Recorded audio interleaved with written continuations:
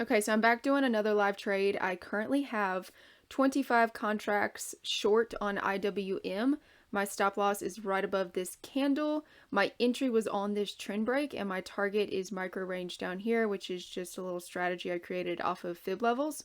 And right now, I am looking to hopefully exit this trade within the next 20 to 30 minutes. I'd prefer it was like the live trade on SPY yesterday, where we just absolutely flushed down to my target really quick like, and so I could go about my day and not have to sit here. I think we're going to get a ton of chop too, because FOMC interest rate decision is at 2 o'clock, so I can't imagine that we have much movement into that. They typically already have the predetermined move yesterday, which we rallied into close, and then we see a lot of chop up into the event. Once the event occurs, that hour is just a roller coaster ride, and if you're trading it, bless your heart, because that is just too stressful. At this point, I'm up about $100. My average cost basis on these 25 contracts is $1.01, and like I said, my target's down here, so if we can just flush down, that'd be awesome. The whole reason for taking this trade is pretty simple. So trend break here, very, very simple technical analysis on this one. It is not rocket science with trend lines. And trend lines also get a bunch of crap. Like, people always make fun of others who use trend lines to trade. It's not the only thing I use, but it does play a part, especially if I am just scalping on the 1 minute using price action. Trend line breaks can be super helpful. I'm up about 150. So at this point, you've got two different options on your stop. You can definitely move it to break even, but I don't want to suffocate this play. So as you can see, if I would have suffocated the play, because I got in here, and so if I would have suffocated my stop and brought it to break even, I would have gotten stopped out on this one candle right here. So I do not like to bring my stops to break even too quickly, because oftentimes you will get stopped out and then it'll go in your favor, and it's super frustrating. And I know I'm showing two back-to-back winning trades. I do lose. I will show you guys when I get a loser. I'm going to try to catch that on live too, but it's kind of hard to predict these things. And like I said, I've been super picky. So max of 2 trades, maybe 3 per day if I'm feeling, extra confident on price action. But ideally, I'm just been taking 2 trades, 1 A+ size trade, and then 1 smaller, bigger day trade. I've already taken today a day trade on AMD. I took puts, got about 20% on that. I will show you guys that trade once this one's done. And that trade I took on BAC yesterday, I actually ended up out with probably like 10%. Yeah, it was a 10% gain, so about $100 on that one, which was the bigger day trade I talked about. We had a really nice rejection again at the failed new high of day break, and I finally exited near my first target, which was 28.70, if I believe. We never hit that second target, 28.44, which would have been nice, but sometimes you just have to take what you get. We're still seeing a ton of buyers at 176, so we really need to lose that level rather quick like, or I'm going to have to exit these for a smaller win. I'm only up about $100 right now, which is 4%. While we're waiting on this to move, let's touch on a topic that I get asked all the time. They comment on my videos without watching the end, I'm guessing, because I usually cover this at the end. But if you are wondering, how is she day trading with a small account underneath $25,000? This account right now is smaller. I only have about $3,500 in this account as we're taking this trade. And so I have day traded already once today on AMD. This is my second day trade, and I can probably take a third one with what I have left over after this trade is done, because I've got about $456 in cash. I'm not sure if you guys can see that. So let me minimize this because I know that my recording screen cuts this off a lot of times, but you can see I've got $3,500 in net liquidity, about $450 in cash, and so this is what I can day trade with. If you're curious on the account type I use and how you can day trade with a small account, I have a free day trading seminar on that. It is linked in the description box down below. It is the first link that says day trading seminar, so go check that out, and that will explain what account type to use, all that good stuff.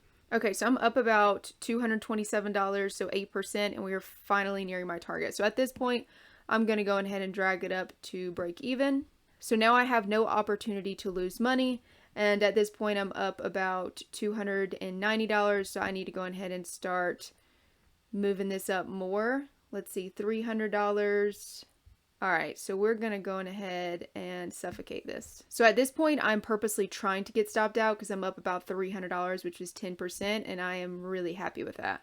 So we actually have a pretty wide bid and ask here, so that's why I'm not getting triggered on my stop.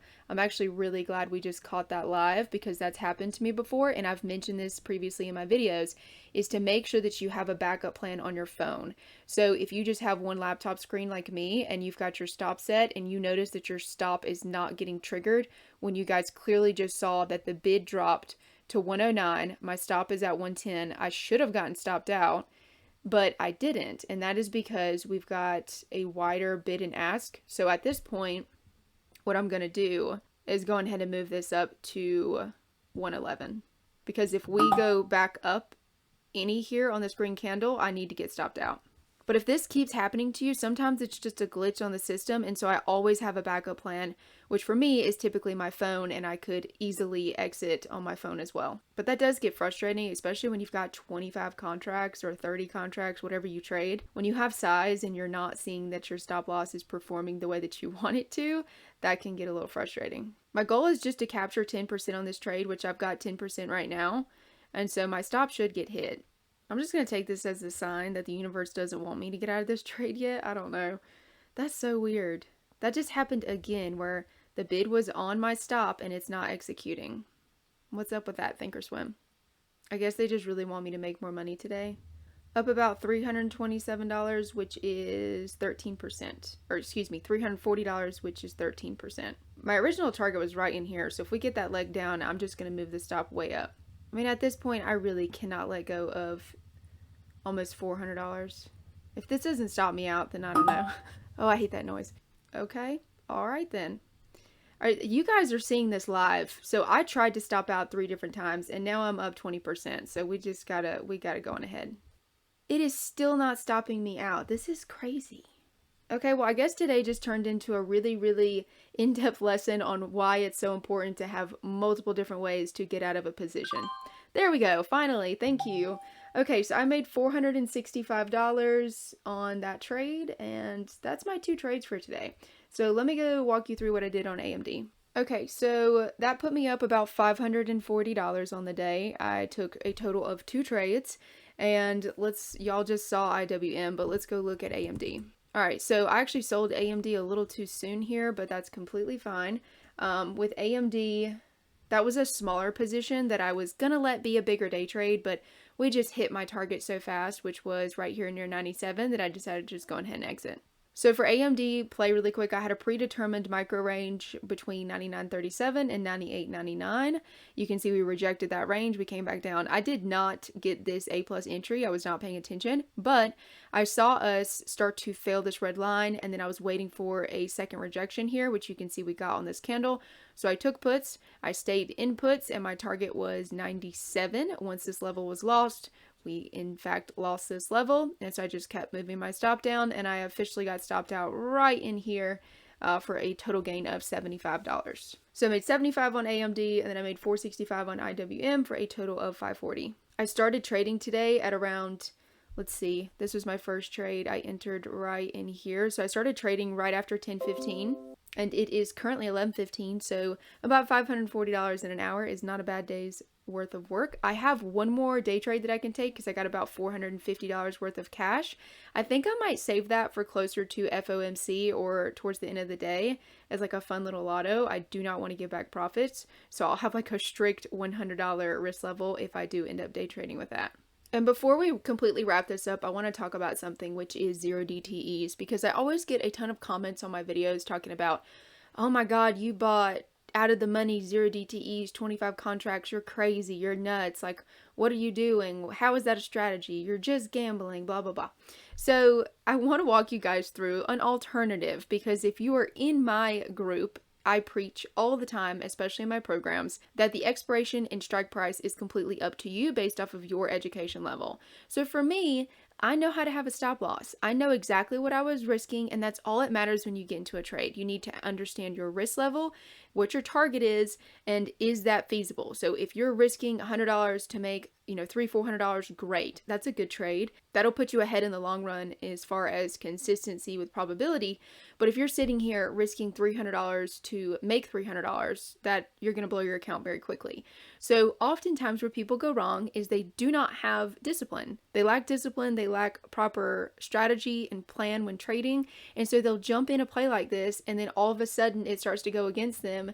Like, let's just say you bought puts this morning, like right in here, and then it goes against you and you're down, I mean, probably 50% at that point, and you're just watching your money go away and you had no plan. So of course you're going to feel all sorts of emotions, and you're going to hate zero DTEs, and you're going to be like, this sucks, and all of that. But aside from that, let's just say that you are newer, and I'm going to give you guys an example of, let's just put this into perspective of somebody who maybe just got introduced to options. They're trying to learn the ropes. Then go further out, but just make sure that you are trading something with a lot of volume. Don't go too far out where there's no volume on the contracts. So let's say that, let's go to March 31st. Let's look at the volume on these. So there's some decent volume on the put side. You can see they're going to cost you more. So if you would play 175 puts, let's go see how much these moved. So these are 175 puts that expire on the 31st, so giving you a ton more time. But you see these little dots right here? That's from lack of volume. Yes, you can still make money, but you're not going to want to be adding 25 contract lot size on something this scarce when it comes to volume. This is way too low to scalp like I just did. My strategies work very well with short-term expirations because I'm in and out quickly with size. And so these contracts went from about 290 all the way to over 320 now. So it hasn't caught up, but you can see down here it's 318. So that's a very nice gain. If you took one contract, it cost you $290, you can sell it and make $30, $25, something like that. Those add up over time, especially if you have a small account. So the last thing I'll say here is, yes, I trade zero DTEs. Yes, they are extremely risky if not done right. Do I recommend newbie traders go trade zero DTEs? Absolutely not. If you take my program, you'll hear me say that probably 15 times in week 6. But anyways, to wrap this up, if you guys are interested, like I said, free day trading seminar, description box down below. If you want more support and spots are still open, that'll be the hybrid trading community and my 8-week program. You can find more information underneath the day trading link. There will say Discord community and 8-week program. You can find info there. And if you want to follow me on a day-to-day basis, I post more on Instagram. Make sure you are following the correct account, which is linked in the description box down below. No, I do not have WhatsApp. No, I will never direct message you. And yes, there are a ton of imposters and spammers. There's nothing I can do about it. That is all for me today. I will see you guys next week.